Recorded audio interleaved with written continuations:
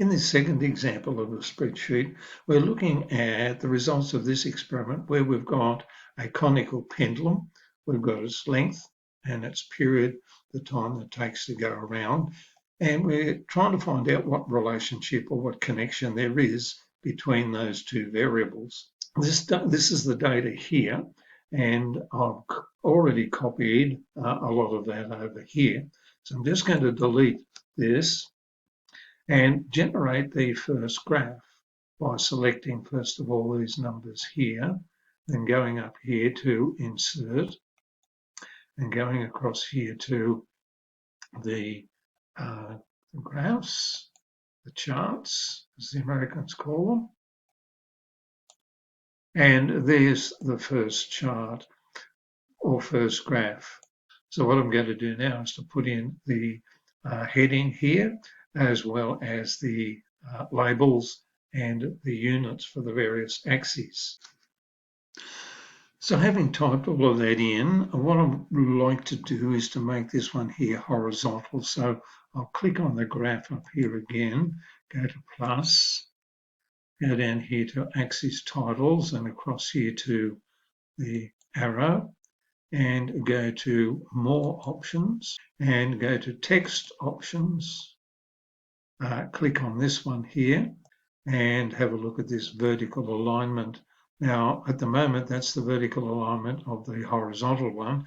I want this one here, so I'm going to go here to rotate that and I click there and now it's horizontal and I'll close that. Now as I look at that graph and the shape of that graph, it looks like a curve which may well be heading down to there. And in other words, it's not a straight line. And so to make sense of it, we manipulate one of the variables to see if we can get a straight line. And in particular, I'm going to manipulate the period. I'm going to make the period squared. So to do that, I click first of all in this cell here and type equals. Now, equals goes into a cell like this whenever you're doing some processing of data. For example, you're using a formula or you are using a function. Now, in this particular case, it's going to be a simple formula, and that is we want to square this cell here, the value in that cell. So I've clicked on that. I could type it, V3, and raised to the power of, so I'm using the same means there as we use in a calculator, to the power of 2. So I press enter, and that gives me that value squared. Now, if I click on that and then fill down, I will get the rest of these values of the period squared. And what's happened there, if you look at the formula there, that's B3, and if I click down here, this is B7.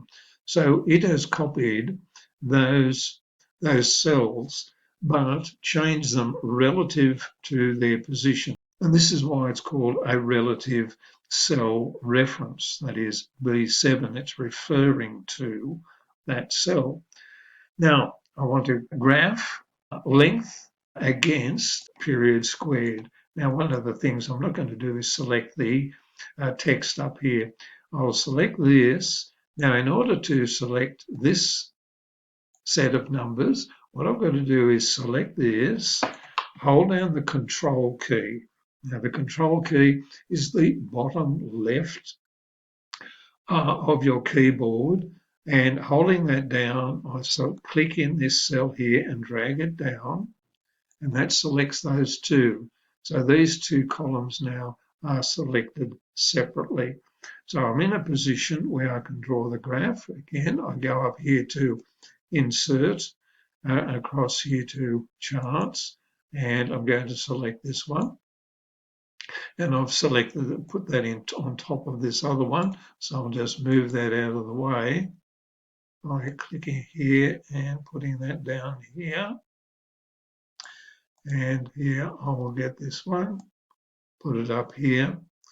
I'll fill in the chart title and the axes and the axes, the labels and the units down there. So with the labels and the units in, what I'm going to do now is click on the graph to create a line of best fit, or as the Americans say, the trend line. So I go down here, click trend line, and go to more, and down here to more options. And here I need this menu. Now, if that menu doesn't appear, you need to click on this icon here. So I will drag this down now and click display equation on the chart. And I've got the linear, meaning straight line, graph drawn. Now, if I suspect that this is going to go through zero, what I should do is go down here and set the y-intercept to 0. So I click on this one, and that gives me an equation there, and the gradient, as you can see, is 3.1694. So the straight line there looks like a proportional relationship. It's telling us that length and period squared are proportional to each other.